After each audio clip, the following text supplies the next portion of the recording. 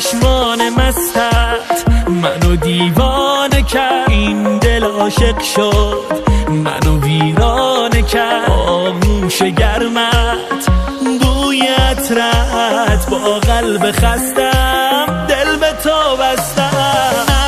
نم باران یه دل آرام، این قلب من با تو بی شود آرام. موهاتو واکن منو صدا کن، این ترس دوری تو از من جدا کن. نم باران یه دل آرام، این قلب من با تو بی شود آرام.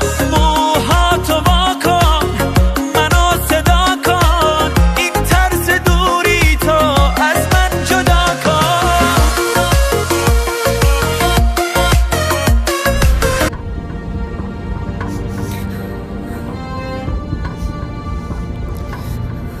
باز چی شده؟ حالا روز منو نمیبینی؟ آخه چطوری میخوام برم خونه؟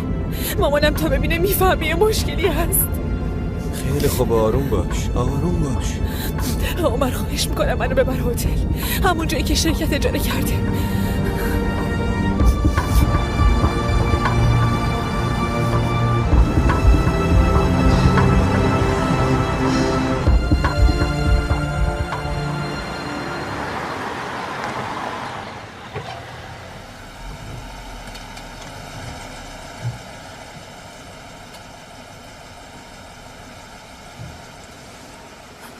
خب چرا اومدیم اینجا؟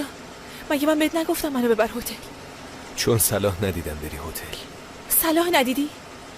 من حالم خوب نیست. لطیفه، میدونم حالت خوب نیست، هنوز تحت تاثیر اون اتفاقی، نمیتونم تنهات بذارم. تو الان باید به چیزای دیگه فکر کنی و اون صحنه رو کلا فراموش کنی، باشه؟ آخه من آخه نداریم، تنهات نمیذارم. الان میریم خونه ما و غذا میخوریم.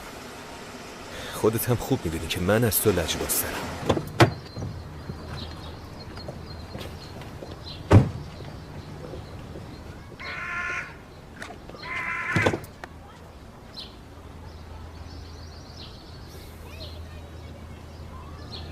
بیا دیگه.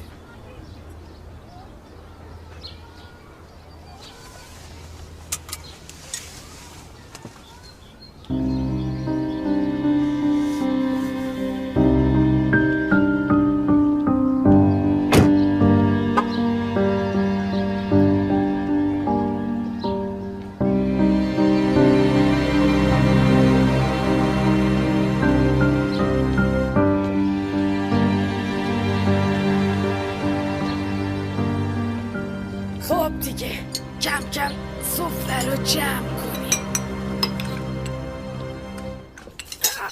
مامان جونم اومدیم واسه صبونه، البته اگه چیزی مونده باشه.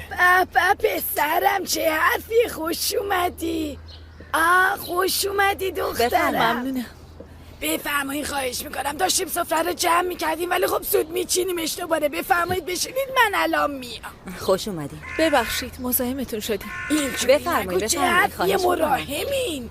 ما همیشه تو خونمون مهمون داریم، عادت کردیم دیگه. بفرمایید. ما کلا مهمون نوازیم. من سری چایی دم میکنم. عمو جون، یا ببینم فسخری، حالت چطوره؟ اینجوری نگو، واسه خودش مردی شده. آره خب مردی شده. این لطیفه خانم، اینم حسنه برادرزاده. سلام. مامان مگه نگفتی وقت صبحونه تموم شده؟ اگه بازم سفره پر میکنی اون وقت منم میخورم. خب پسرم تو خوردی دیگه، یه نون به اون گندگی رو خورد، ولش کنیم کل خونه رو میخوره.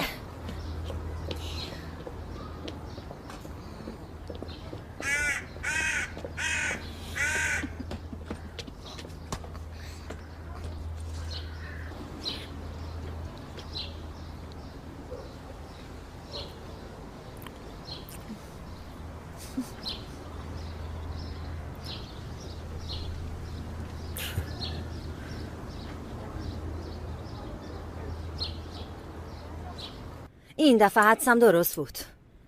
آها ببین، مطمئنم بین اون دختره و عمر یه خبری هست. این دیگه چه حرفیه؟ هنوز کفن سیبیل خوش نشده. این چه تهمتیه به عمر میزنی؟ با مگه چیه؟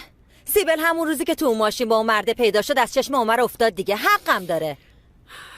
خب دختره نصف شبی واسه چی با اون یارو توی ماشین بوده؟ عمر خوب کاری میکنه. بایدم همین میشد. این خط اینم نشون. فردا پس فردا یهو میبینی دست تو دست هم میان خونه. به جای زبون دستات کار بکش. این نونو ببر اونجا. مامان، عمر دیگه اصلا خونه پیداش نمیشه. وقتی هم که میاد با این دختره میاد. من چرا وقتی حرف حق میزنم میشم آدم بده؟ مگه رک بودنم جرمه؟ دخترم، رک بودن یه چیزه، بدون تحقیق و مدرک پشت سر یه نفر حرف زدن یه چیز دیگه. باشه مامان جون.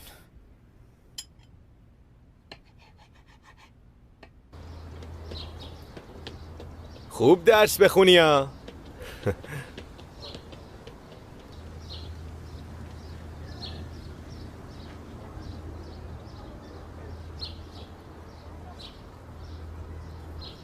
حالت بهتره؟ قیافه اون یارو هنوز جلوی چشممه. طبیعیه، خب غیر منتظره بود دیگه. من اشتباه کردم، نباید اونجا میبردمت. چه میومدم چه نمیومدم این اتفاق قرار بود بیفته. غیر از اینه؟ آره راست میگی. تا وقتی نتونیم اون متین بیشرف رو بگیریم. خوب داره مسخرمون میکنه مرتی که بی همه چیز.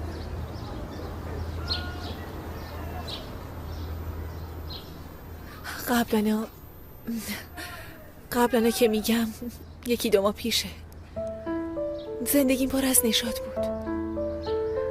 تنها چیزی که بهش فکر میکردم کارم و خونوادم بود. همیشه تلاش میکردم خونوادم رو سربلند کنم. الان که فکر میکنم میبینم مشکلاتم واقعا سطحی بودن. زندگی پستی و بلندی زیاد داره و اخیراً همش مرگ به پست من میخوره. قبلا اصلا در مورد مرگ فکر نمی کردم. میدونی دیگه آدم هیچ وقت به این فکر نمی کنه که ممکنه مرگ سراغ خودش یا عزیزاش بیاد. ولی وقتی اون شب بابامو از دست دادم، هر روز صبح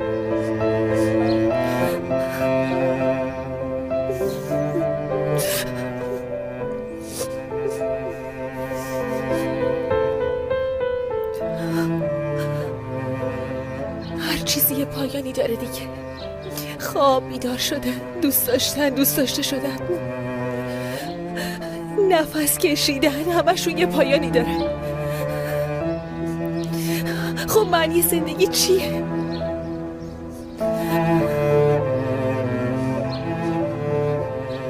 زندگی خیلی کوتاهه، بی‌رحمه.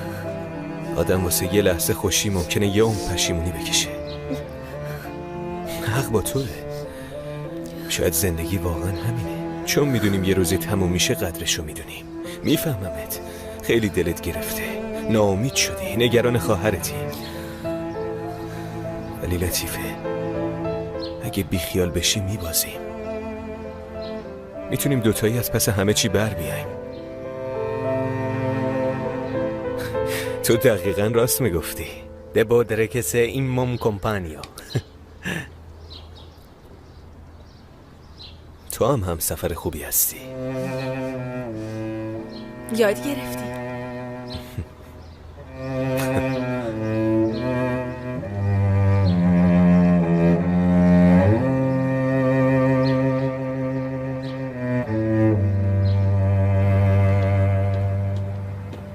آقا دختر صداتون میکنه.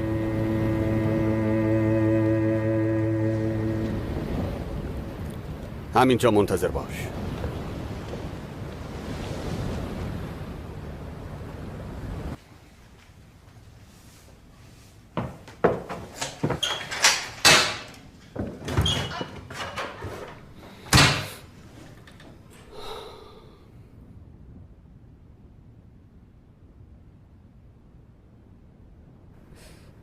قبول. هر کاری بخوای میکنم.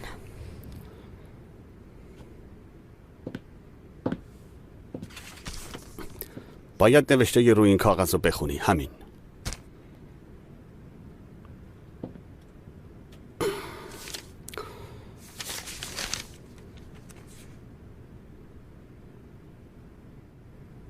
شروع کنیم.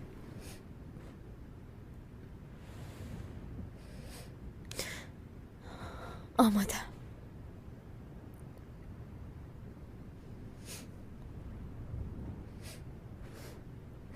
آبجی جونم، من فعلا حالم خوبه، ولی اگه بخوای به پلیس بازیت ادامه بدی همه چی عوض میشه.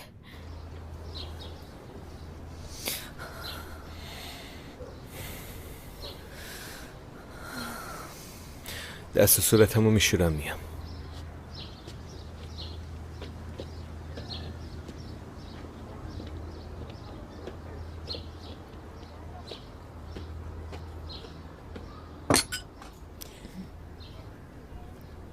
چیزه امروز مدرسه نمیری؟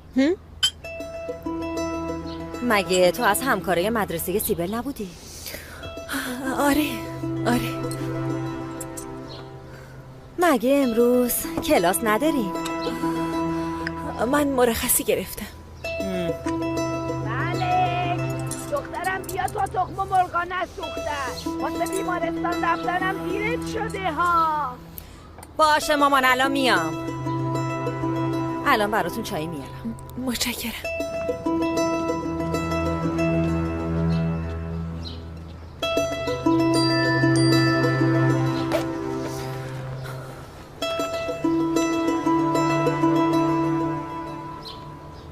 لطیفه خانم قرار نیست امروز تشریف فرماشین شرکت؟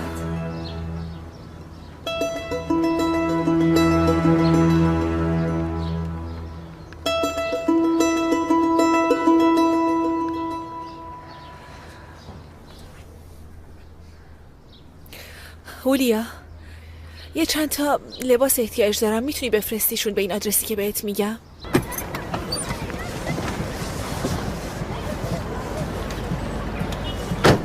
پسر مراقب این علی آقا باشین. دیدین داره سینجیمتون میکنه بگین حسین آقا خیلی وقت دنبال این یارو هستش، مراقب باشین. چشم داداش. این چه قیافه‌ایه؟ انگار کشتیات غرق شده. چیزه داداش، یه وقت دردسر واسمون درست نشه. اون وقتی که قایمکی به عمر کمک میکردیم باید به این فکر میکردی. برین دعا کنین که بعداً هممون پشیمون نشیم. من برم یه چیزی بگیرم بیارم بخوریم.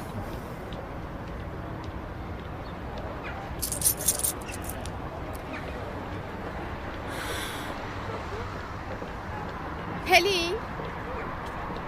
چی دم؟ چه خبرها؟ آرتا همین الان رفت دور.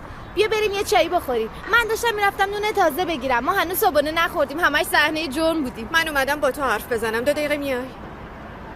باشه.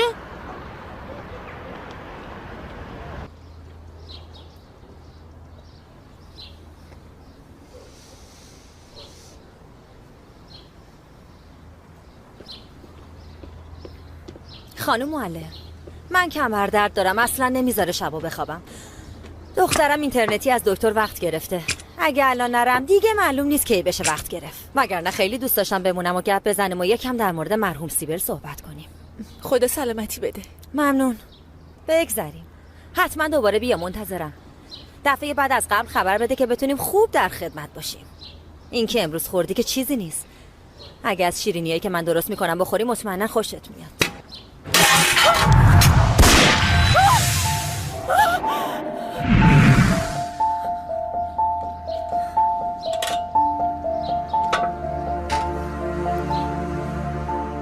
روز بخیر.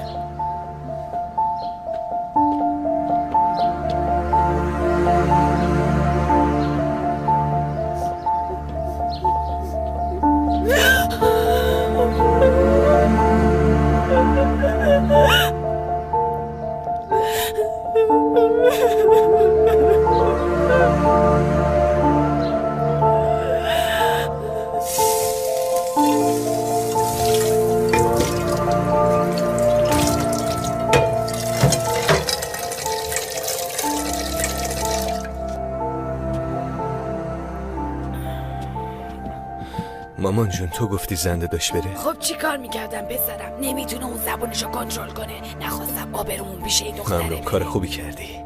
ولی زنده داشت یه سوال به جا پرسید. دلیل دوستی تو با این دختره چیه؟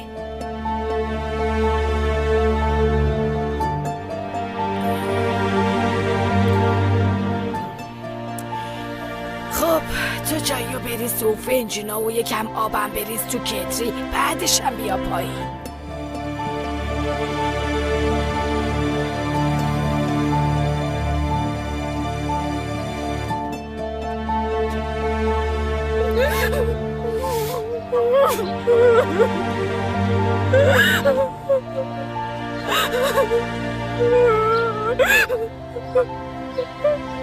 لطیفه دخترم، چی شده عزیزم؟ آخ قربونت برم. دخترم کی تو رو اینجوری ناراحت کرده خوشگلم ها؟ چی شده خوشگلم؟ بیا ببینم، بیا خوشگل من. گریه کن تا خالی بشی خوشگل من. حیفه اون چه شده ولی گریه کن تا آروم شی. دختر خوشگلم، دختر چشم و ابرو مشکی من. کافیه دیگه، تموم شد، گذشت.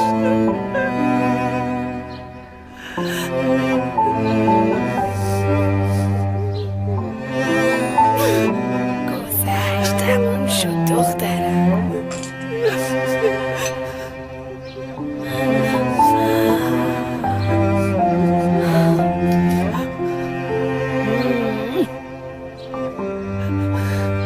آخ دیگه تموم شد، گریه نکن عزیزم. چیدم تو واقعا نمیفهمی چی داری میگی. ببین نه تو گفتی نه من شنیدم. خب اگه دروغه بگو دروغه دیگه. آرتا واسه خاطر تو داره منو طلاق میده، کل روزو با هم میگذرونه. میگه واسه کاره، ولی من که میبینم از خونه تو میاد بیرون واسه چی سر من شیره میمالی؟ چیدم جون ببین تو بد برداشت کردی، به آرتام الکی داری تهمت میزنی. اگه راست میگی گوشتو در بیار ببینم. همش با شوهرم اس بازی میکنی. بیار اسمساتو بخون تا جلوی چش من ضایع شی. تو واقعا حالت نیست چی داری میگی. ولم کن بابا، من یه دنیا کار دارم. خب واسه چی داری در میری؟ باشه بخونیم.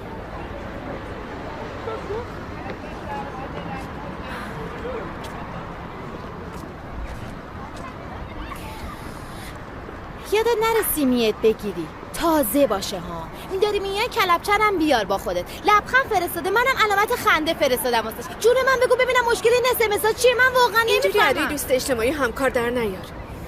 کاملا تابلوی با هم یه سر و سری داریم. زود بگو ببینم بینتون چه خبره. چیدم تو واقعا دیگه دیوونه شدی. آرتا همکار منه. دیدم چطوری نگات میکرد. به من فقط اولین باری که آشنا شدیم اونجوری نگاه کرده بود. البته من شک کرده بودم، ولی وقتی گفت طلاق بگیریم دیگه مطمئن شدم. ولی اینو بدون که نمیذارم آرتا خوراک تو بشه.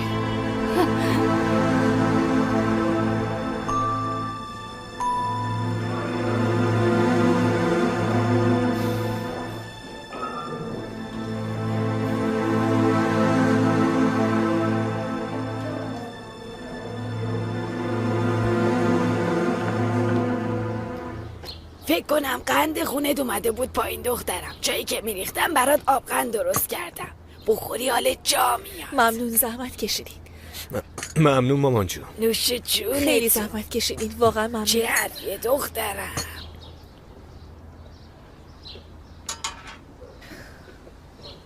دستشویی کجاست؟ من برم دستشویی. من باهات. نه خواهش میکنم، زحمت نکشین. باشه، از در که میری تو در اول سمت راست. باشه.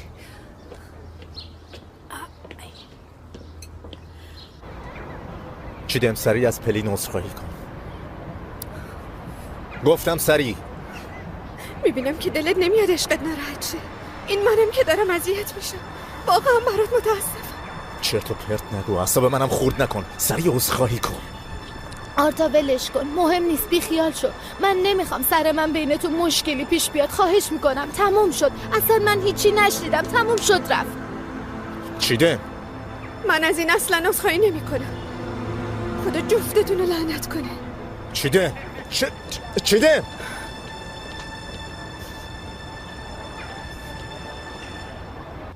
ای بابا، این دختره از ته دل ناراحته عمر جونم. مشخصه که مشکلش بزرگه. مامان جونم، لطیفه دوست سیبل نیست. خب کیه؟ اون احمد دنیزل بود که اون شب کنار سیبل جسدشو پیدا کرده بودن. این دختر همون. مامان جونم اینو به هیچکی نگو، این بین خودمون بمونه باشه؟ نمیگم. اگه اینجوریه، اگه واقعا نباید بگم خب به هیچکی نمیگم، مخصوصا به سنداداشت. مامان ببخشید، معذرت میخوام، نمیخواستم بهت دروغ بگم، ولی این دختره تو بد مخمسه گیر کرده. هیچ کس نباید بفهمه همچین قضیه‌ای هست. خانواده اونم منو به عنوان یکی دیگه میشناسن. هر وقت مشکل این دختره حل بشه خودم مفصل برات همه چیو میگم. پس به هم دیگه کمک میکنید؟ یعنی شد این دوتا دوست جونجونی دیگه نه؟ نمیدونم، انگاری آره. آره خب شدیم دیگه، واقعا شریک غماش شدی پسرم. پسرم بزرگترین ثواب اینه که از یه نفر حمایت کنی و درمان درداش باشی. واسه چی اینقدر عذرخواهی میکنی؟ من تا الان به تو شک نکردم، بعد از اینم نمی کنم، باشه؟ مامان جونم، خدا سایه تو رو از سرم کم نکنه ایشون. آمین. میتونم بیام؟ آره خب بیا دخترم، بیا عزیزم، خونه خودت، بیا بشین عزیزم. حالت بهتره؟ آره بهترم، ممنون. یکی دو لقمه چیزی بخوری بهترم میشه. ای امیدوارم غذای تون دوست داشته باشی. عاشقشم. مامان جونم، این منظورش در اون حد تون نیستا. فکر نکنم بدون فلفلای ما چقدر تندن. این دفعه دیگه کم میاری کمیسر، من اهل مالاتیا هستم. ما که همشهریم یه جورایی، مام اهل هاتایاییم. البته شوهرم اهل اونجا بود، من آنکارا به دنیا آمدم. اگه تون دوست داری از این نون مخصوص ما حتما خوشت میاد. بیا اینم ماست نمکی ماست، ما اینو میمالیم روی نون و بعد میخوریم. مامانم بعضی وقتا با این ماست نمکی بورانی اسفناج درست میکنه، فوق‌العاده میشه، خیلی دلم خواست. چه اشکالی داره پسرم، هر وقت دلت خواست برات درست میکنم. لطیفه جونم با خودت میاری، با هم دیگه میخوریم. این دونا فوق‌العاده‌ن. نوش جونه. الان کنجکاو شدم ببینم بورانی اسفناجتون چجوریه. مامان قیافشو نگاه نکنی، یا خیلی غذا میخوره. خیلی هم خوبه. من آدمای خوش اشتها رو دوست دارم. انسانی که خوب غذا میخوره حتما حالش خوبه، مگه نه؟ خانوما همیشه حرف همو تایید میکنن. بفرما داداش. سلام لطیفه خانم، من و هولیا خانم فرستادم. از خونه است.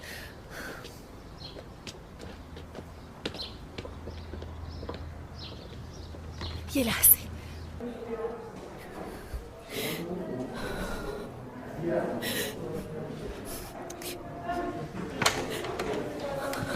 پلین این پرونده رو بگیر.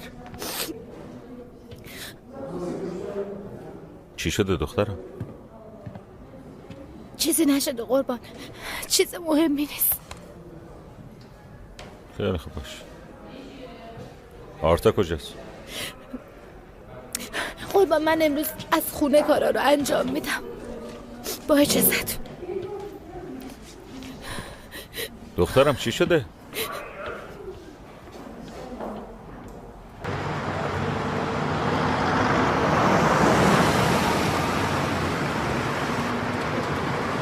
ممنون که منو رسوندی و همینطور بابت صبونه.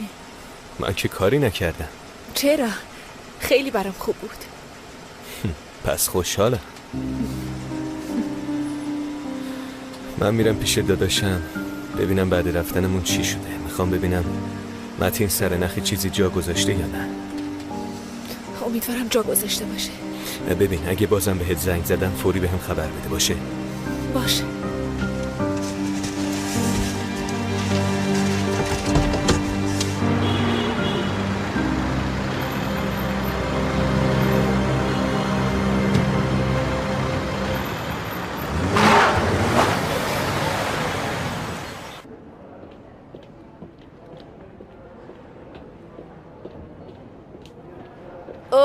بونژور سینیورینا، بالاخره تشریفتون آوردین؟ اصل یعنی میشه یه روز تیکه نندازی؟ فقط سعی کنی کمک کنی؟ به چی کمک کنم؟ تو شب تازه و با عشقت خوش گذروندی، تازه الان اومدی سر کار، اما من از صبح زود اینجام. حالا کیه که کمک نمیکنه؟ من دارم سعیمو میکنم که همه کارا رو راست و ریز کنم، یه نفر رو برای امور مالی یعنی لونتو گیر آوردم و با خوششانسی استخدامش کردم اینجا تا شرکت ما رو نجات بده. اون وقت تو خیلی راحت اخراجش کردی. اینطوری داری کمک میکنی؟ تو هم بدون اینکه مشورت کنی استخدامش کردی. منم بررسی کردم دیدم خوشم نمیاد ازش، پس اخراجش کردم. ولی چه فایده، چون تو باز کار خودتو میکنی. ببین من رئیس هیئت مدیره این شرکتم، چه بخوای چه نخوای. ما این روزا به هوش و تجربه کسی مثل آقای لونت خیلی احتیاج داریم. پس آقای لونت به همکاری با مجموعه ما ادامه میده. تو هم لطفاً سعی کن مثبت کمک کنی. نیست که تو فرصت دادی؟ والا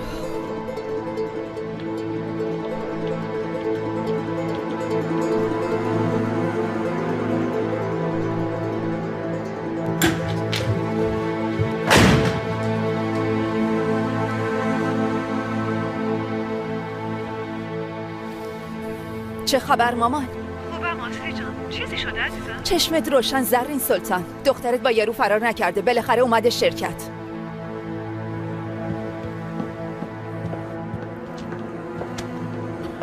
یه ساعت دنبالتم، معلومه کجایی؟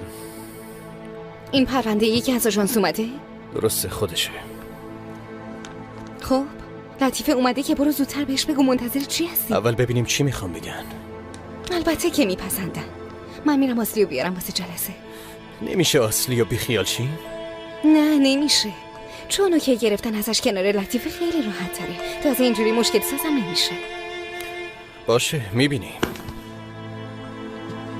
بعدشم شاید شب با لطیفه دوتایی برین جشن بگیرین ها؟ زود باش.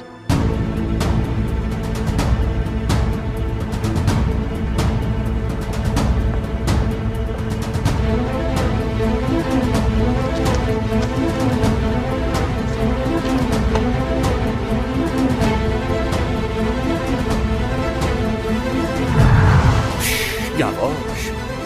این پولا چیه؟ تو که تازه سفارش جنسای تقلبی رو دادی. این پول کار قبلیته، همش 250,000 یورو ناقابل. نمیخوام. پولاتو بردار و برو. باشه اینم میشه، سهمت مال من.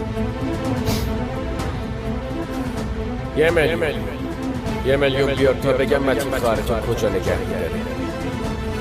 باشه میگیرمش.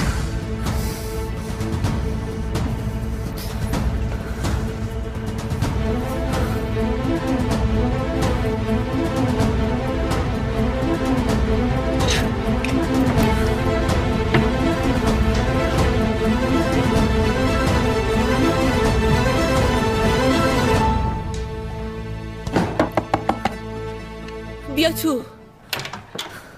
سلام، میتونم وقتتون رو بگیرم؟ البته، خواهش میکنم بفرمایید. در مورد برند جدید بدلیجات با یه آژانس تبلیغاتی صحبت کرده بودم که نتایج کارشون رو براتون آوردن. چقدر سریع، عالیه. خب وقتی هم برای از دست دادن نداریم.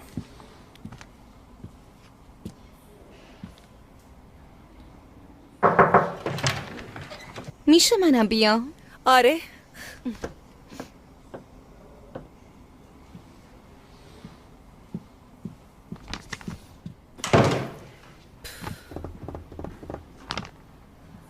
آقای لونت مشابه برند افجیم برای برند جدیدمون کار شروع کردن. این هم طرحشه.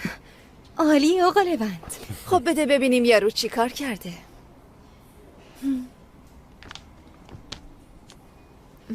خب داشتیم میگفتین آقای لونت. اول از همه روی اسم کار کردیم. خب منم از اسم افجمینای بیشتر خوشم اومد. مثل برند دوقلوی افجم میمونه. خیلی خوبه، من پسندیدمش. روی برندینگ و بازاریابی، بازارای فروش و کارای ثبت شرکت جدیدم داریم کار میکنیم. منم برای اینکه وقت شما رو نگیره خودم دست به انتخاب زدم. اگه شما نمیپسندین ما میتونیم طرحهای دیگه‌ای که آژانس تبلیغاتی فرستاده رو بررسی کنیم که همش تو اون پرونده موجوده. خیلی فکر خوبی کردین مگه نه لطیفه؟ بهار، تو مدام داری از کارای آقای لونت تعریف میکنی. والا آدم میترسه کاسه‌ای زیر نیم کاسه باشه.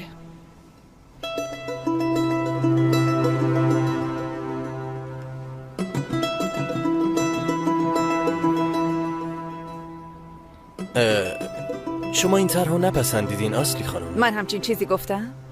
من فقط از چاپلوسی خوشم نمیاد، همین. در ضمن کار خوبی بود. منم پسندیدم.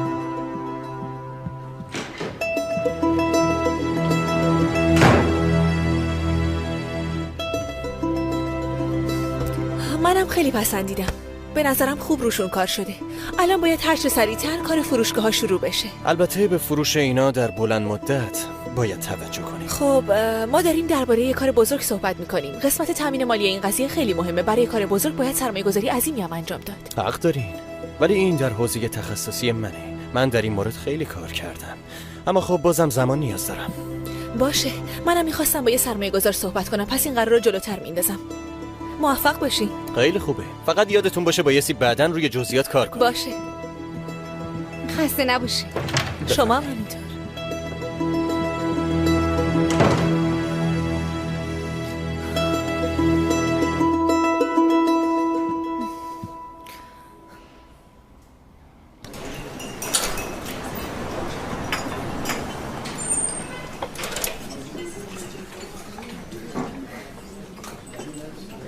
آقا 2 تا چای تازه دم واسه ما بیار.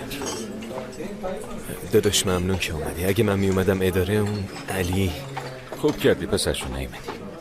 خب چی شد؟ گروه تجسس به نتیجه هم رسیده؟ طرف از پشت چاقو خورده. البته منتظر نتیجه پزشکی قانونی هم هستیم که فکر میکنم 1-2 ساعت دیگه برسه. خب اون وقت علی بهت شک نکرد، اصلا گیر نداد؟ نه بابا، داستانی برای ساختم که خودم هم باورم شد. اصلا نگران نباش. ممنون داداش.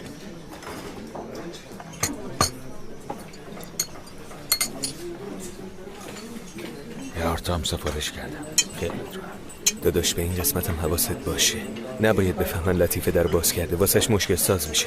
اونا همه جا چشم و گوش دارن، حتی نفسامون هم میشمرن. حالا اینقدر هرس نخور پسر.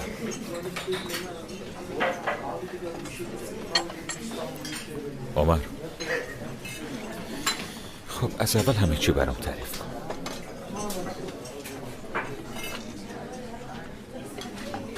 داداش احمد دنیزر یه عالمه الماس دستش بوده، یه چیزی حدود 100 میلیون. دیگه خودت حسابشو بکن. اونا هم به لطیفه فشار میارن که الماسا رو بیار و خواهرتو ببر. حالا چرا لطیفه؟ چون لطیفه تو کار جواهراته، فکر میکنن جای الماسا رو میدونه. واسه همینم با گروگانگیری خواهرش تهدیدش میکنن. تو چی؟ فکر میکنی لطیفه جای الماسا رو میدونه؟ داداش تو فکر میکنی میدونه و نمیگه، جون خواهرش در میونه. عزیزم این آدمایی که مثل من تو نیستن، دین و ایمون همه چیشون پوله. حالا ممکنه یکی اینطوری نباشه. لطیفه اونجور دختری نیست. باشه، حالا تو هم زودی قاطی نکن. تا این قضیه حل نشده همه مشکوکن. اینو که من نمیگم، یعنی درسای دانشگاهتم فراموش کردی؟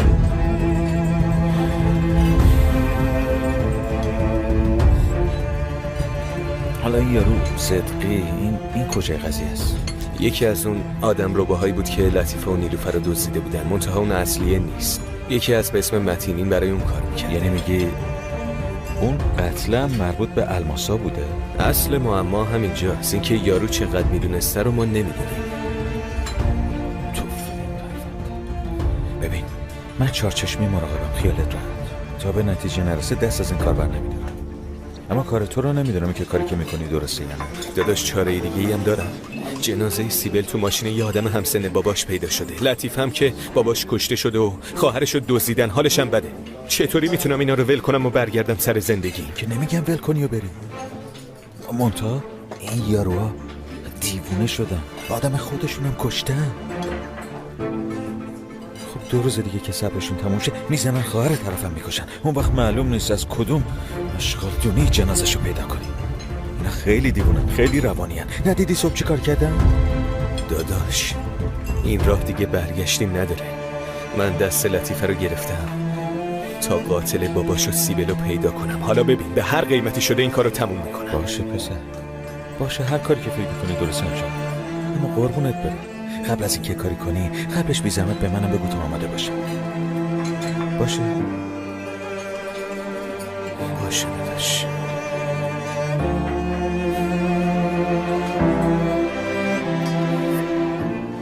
راستی به پلی دسترسی ندارم، کجاست؟ والا صبحی خیلی ناراحت بود، رفت خونه. ای بابا، یعنی چی شده؟ نمیدونم.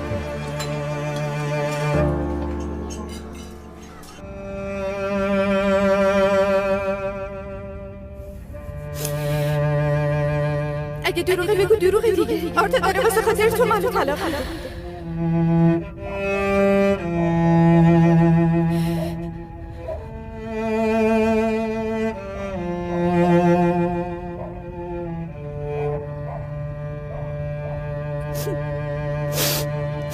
پلین پلین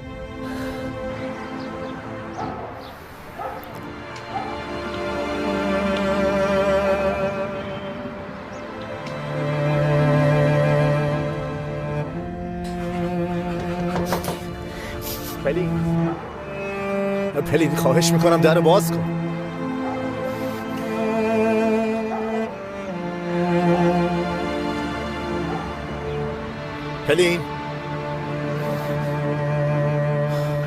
پلین ازت خواهش میکنم، میخوام باهات صحبت کنم. احمد آقا از نظر من مشکلی نیست. باشه با آقای لونت هم صحبت میکنم. باشه.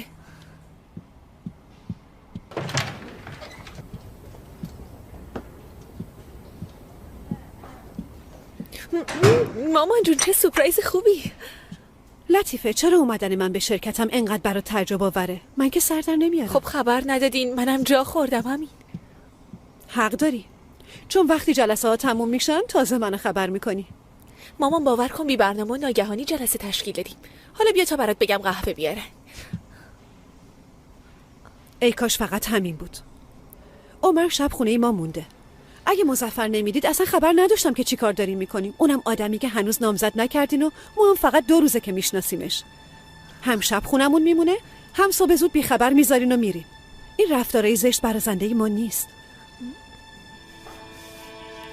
ولی ما نمیخواستیم که بی احترامی کردیم. بس لطیفه. پدرتو که از دست دادیم. ستون خونه و شرکت بود. قبول. تو جای اونو تو شرکت گرفتی.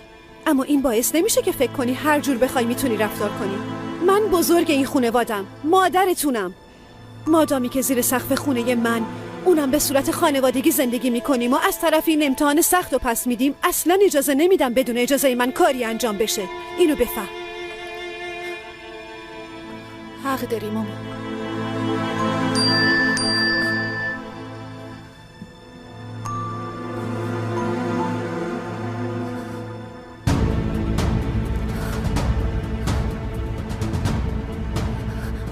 ولی من باید همین الان برم.